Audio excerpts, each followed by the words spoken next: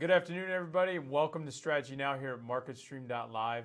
My name is Joseph Cusick from the Cusick Group, securities offered by MoneyBlock.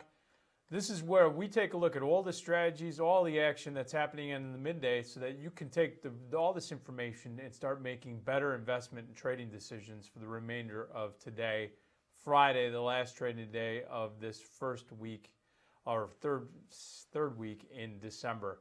Now, couple things. One thing is this is Expiration Friday. As I had noted this morning, we have 4 different products that are having expirations here this December. That means we could see some midday to late day volatility, and we're starting to see some action like that in the markets. Here's how the major market averages are trading right now. The Dow Jones is down 24, down about 0.1% at 19,778. You also have the Russell 2000. Now that is the silver lining, so to speak, up about $2.30, up about 0.1% at 1370.50. You have the NASDAQ futures down 25, about 0.5%, lower at 49.10, and you have the S&P 500 down 0.3%, almost 0.4% at 2250.75. That's down 8 points. I also want to take a look at the dollar index. The dollar index is trading down about 0.2%, almost 0.3%, down 27 cents at 102.74 off of its 13-year highs. And gold actually is having a nice rebound today with the pullback in the dollar and a little bit of uncertainty out there. Gold is up about 0.7%, up $7.80 at 1137.50. Now, we had a start of the day with an upbeat note. As you will remember from the What's Hot on the Open, we were talking about some nice upside moves by all the major indices, but weakness started to jump into all the major sectors, the top heavily weighted sectors in all of these indices, led most by the technology sector, which pulled back, down about 0.7% in total if you look at the composite. Financials were also a leader to the downside, again, down about 0.7%. You know, there could be some profit taking right now in those two sectors. There's been some nice moves to the upside, especially with finance. The move this month and in November has been unbelievable, but these two sectors continue to be at the bottom of the leaderboard at this juncture. We're also seeing some weakness in consumer discretionary, and that's putting everybody on alert, especially those that are exposed to this particular very sensitive area, down about 0.2%, and that continues to weigh on the market. Really, the pullback started when there was a headline that came out overnight, and I didn't mention it in the overnight action except to point out that there was some movement in gold, there was some movement in the yen currency, and you saw that the dollar was pulling back. Also, you saw some firmness in the treasuries. What happened was that the U.S. Navy had an unmanned submarine. It's a small drone that was actually, they were going out to retrieve it off of the Philippines, and a Chinese naval ship came in and actually commandeered it. The incident has raised some flags right now, and the U.S. is demanding that the drone get returned. Now, we've seen subsequently that the market has kind of mellowed after we've heard all the pundits talking about this, but there is some caution there. And again, where do you watch? I'm not watching CNBC. I'm watching the treasuries. I'm watching the Japanese yen, and I'm watching gold. Those are going to be the triggers, the flags that I'm going to watch.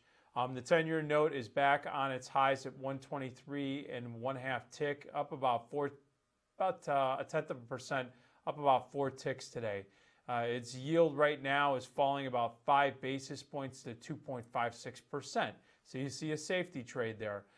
You've also seen that the dollar-yen pair, as we noted yesterday and early in the overnight session, it was trading at its highs right around 118.50. The dollar's weakened, the yen strengthened in this news, and we have it trading now. That pair is trading around 117.60, almost down a full buck, about 90 cents. Now we have 7 out of the 11 offensive sectors that I watch holding their gains, but the leadership is in counter-cyclical sectors. They're showing the relative strength. Utilities up about 1.6%. Real estate's up 1.1%. Especially in what is surprising about that is the fact that they did have some disappointing starts numbers that came out on the housing data. But I think that the National Home Builders Association numbers yesterday pretty much so pulled that particular sector down enough so that it wasn't so much of a concern. It's bouncing back, especially with bonds firming up. We also had leadership in consumer staples up about 0.5%. So you can see some yield plays, as well as telecom services up 0.3%. Now that's holding some slimmer gains going into the midday. Healthcare, little unchanged right here. And that's in spite of the fact that we've seen a pretty decent pop from the biotech sector. IBB is up about 113 at 273.07, up about 0.4%. Keep an eye on those always volatile, high beta biotech stocks. They've been all over the place. On the cyclical side, we see that the energy sector is holding up. It is outperforming as oil has climbed about 1.7% at 52.85, right off of that $53 level. The industrial sector is holding some gains into the midday, and it's very slim right now, up about 0.2%, and that's in spite of the fact that Honeywell came out and said that they are giving lackluster guidance going forward for the remainder of this year into 2017. So very interesting. The stock, actually, Honeywell, HON, is up about 51 cents or about 0.5%. Finally, taking a look at implied volatility. Implied volatility is actually creeping into the market as little as it seems, up about 0.6%, almost 0.7%, or around 8.5, almost 9 cents at 13.11. Want to watch that very closely as we get into the rest of the midday and into the close. I want to see if this vol starts coming out of the market into the weekend. If it doesn't, that's going to be a potential red flag going into next week. All right, folks, that's it for Strategy Right Now. Join me at 3:30 Eastern Time for Tech Talk. That's where I'm going to be covering charts, and I'm going to use option pricing to give us a forecast of where stocks that have earnings and some notable movers so that you have better transparency and a better perspective of where these underlyings could be going. All right, we'll see you at 3:30 Eastern Time, 2:30 Central on Tech Talk here at MarketStream.live. Take care and have a great rest of the trading day.